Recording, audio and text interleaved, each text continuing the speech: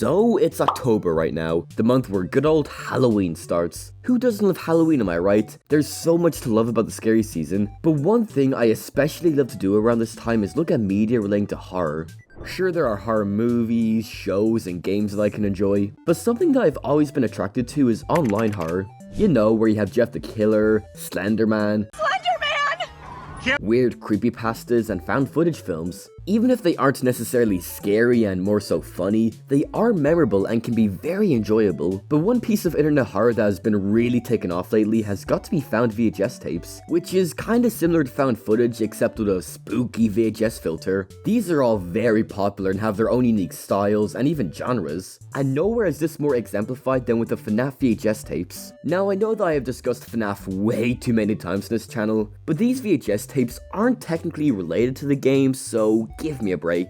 Also, I got bills to pay, so let me milk this franchise, please. FNAF has already become a horror icon, starting what many people like to call the mascot horror genre, which started off kinda decent but became so overplayed and annoying that I cannot take these games seriously anymore. But FNAF really made a massive impact on the internet, and now it's even getting its own movie, which I might review if I have the time. I don't know, I'm in college, so life's a wee bit hectic right now. But the FNAF VHS tapes have sort of become their own thing now, with the plethora of animators becoming very well known for their creations. Now there's no doubting that the FNAF VHS tapes are very popular now, especially around this time. So I found myself binging a lot of these animations, and while I definitely enjoyed a lot of them, I kinda started to notice a glaring issue, something that's been on my mind for a while now, and that is how the FNAF VHS series has become sort of overdone and oversaturated. I know I sound like a weirdo for saying this, but I promise I have some good points, so bear with me please. And before I properly dive deep into this video, I just want to say that I mean no harm to the creators behind these VHS tapes. They are all insanely talented and skilled, and I can never do what they do. This is more so a video discussing the issues with the genre of FNAF VHS tapes and how they have become so oversaturated in recent years. Again, I mean no harm to any of these creators. See this video as more of constructive criticism, and if you don't agree with me, then that's fine. You enjoy what you want to enjoy.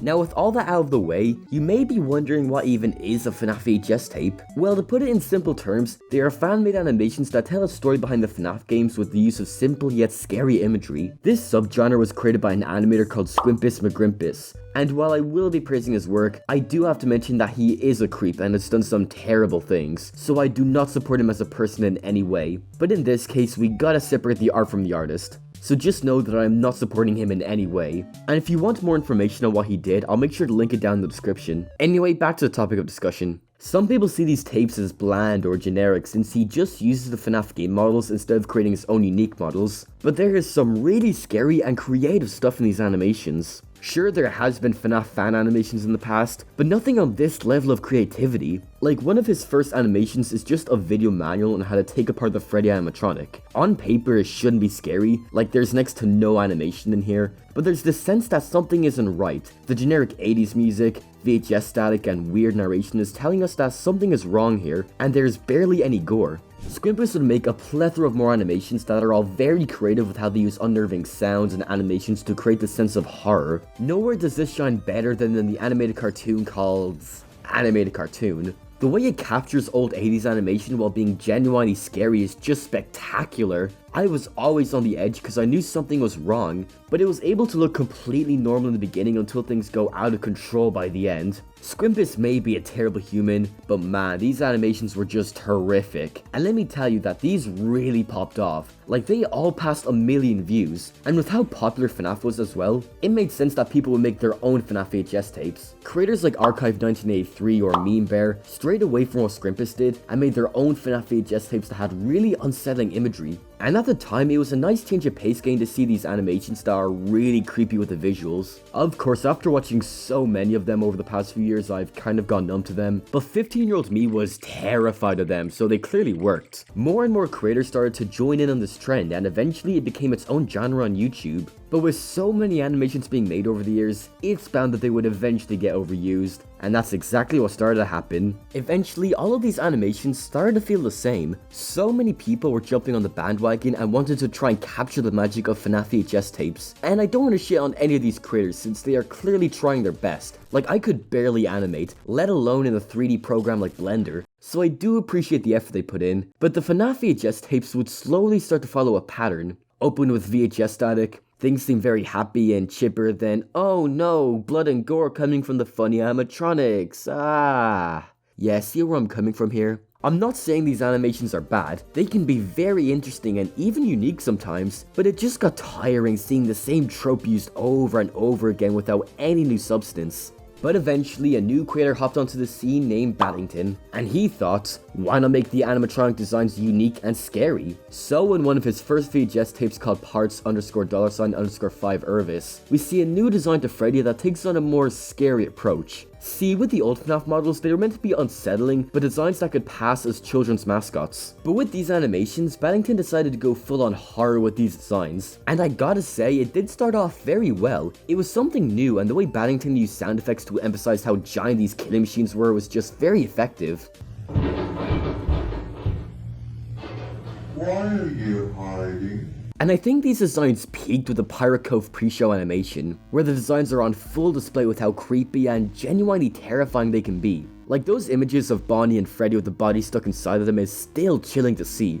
And even the countdown of all the children disappearing is a very effective way to show us that all these children are being killed one at a time. But this started to create a slight issue. Instead of trying to make the original designs look unsettling with the use of lighting and positioning, it's now about how creepy the designs look. And I just want to say that I am not shitting on Battington one bit. Like, this dude is crazy talented at 3D modeling and animating, but these designs are trying to look as scary as possible when that shouldn't be the case. These designs could only work in FNAF 4 since they're meant to be from the mind of a child. Or gas cans apparently, I still don't know what that game was about. The charm of the old FNAF VHS tapes was that we were seeing these designs that look normal enough, but through the use of music, narration and effects, it sort of hints to us that we should be scared that something bad's gonna happen or possibly already has happened. Making the animatronics look scary just kinda takes away from the intense build-up as to what's gonna happen. I saw this animation made by Foxymations called Paranormal Activity, where it basically shows Freddy getting shocked in a storeroom. Now the work Foxy did here is just phenomenal. Like, their skills with animation is something I'm just amazed by. Like, seriously, how have most of these animators not gone hired by Sony yet? But to voice some criticism, the design on Freddy here is just way too creepy. Almost to the point where it doesn't even look like a normal animatronic anymore, it looks more like a monster. I wouldn't mind these types of designs to be honest if they were meant to be more supernatural, but they're meant to pass as children mascot animatronics, and they just look way too creepy. I know I probably sound like a baby saying this, but like I said earlier, these designs are meant to look somewhat normal enough yet unsettling, yet these designs are just comically scary. Now granted, some VHS tapes aren't just about quirky animatronics doing quirky things. One of the most popular and well-known animations was Memories, once again made by Squimpus, where it mainly shows William Afton talking to a cassette tape where he confesses about what he did and his involvement with the missing children's incident. The image of William Afton that is used in Memories has become super iconic lately. Even the video of him burning in a fire has become kind of a meme lately.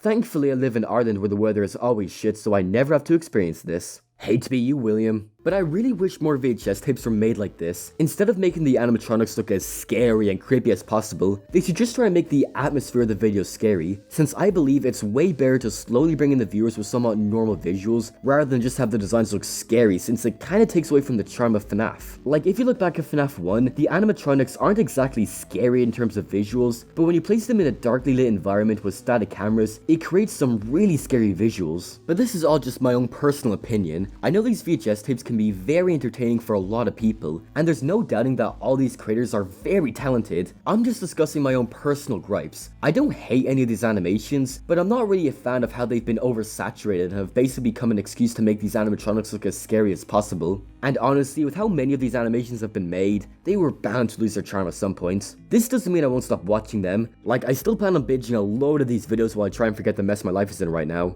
But hopefully new creators can come along and add their own unique creative spin to these animations. That would be amazing to see. So with all that said, now why is Freddy Fazbear here? This is a wee bit silly right now, isn't it? I just hope I don't get a lame jump scare or I just wanna fuck a dude.